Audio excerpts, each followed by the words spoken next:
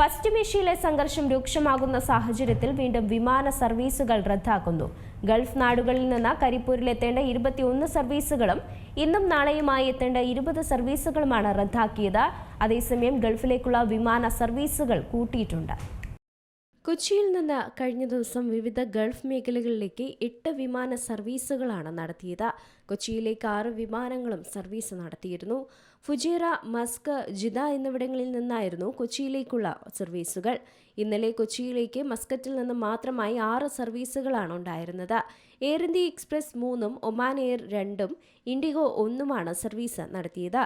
കോഴിക്കോട് വിമാനത്താവളത്തിൽ നിന്ന് കഴിഞ്ഞ ദിവസം 5 വിമാനങ്ങൾ രാജ്യാന്തര സർവീസുകൾ നടത്തിയിരുന്നു. ക്വാലാലംപൂർ, മസ്കറ്റ്, റിയാദ്, ജിദ്ദ എന്നിവിടങ്ങളിലേക്കായിരുന്നു സർവീസുകൾ.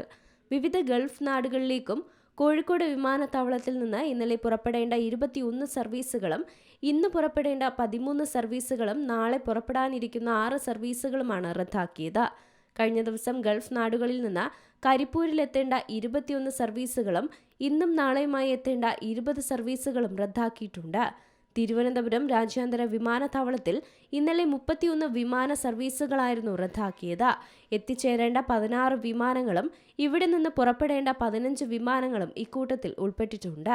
കണ്ണൂർ വിമാനത്താവളത്തിൽ നിന്നുള്ള എയർ ഇന്ത്യ എക്സ്പ്രസിന്റെ മസ്കറ്റ് സർവീസും പുനരാരംഭിച്ചു കഴിഞ്ഞു. എന്നാൽ മറ്റ് സർവീസുകളൊന്നും നടക്കുന്നില്ല. ഇന്നും മസ്കറ്റ് സർവീസ് മാത്രമാണ് നടക്കുക. News desk C Malayalam news. ഏറ്റവും പുതിയ വാർത്തകളും വിശേഷങ്ങളും വിരൽത്തുമ്പിലറിയാൻ സി മലയാളം ന്യൂസ് എല്ലാ ഡിജിറ്റൽ പ്ലാറ്റ്ഫോമുകളിലും ലഭ്യം.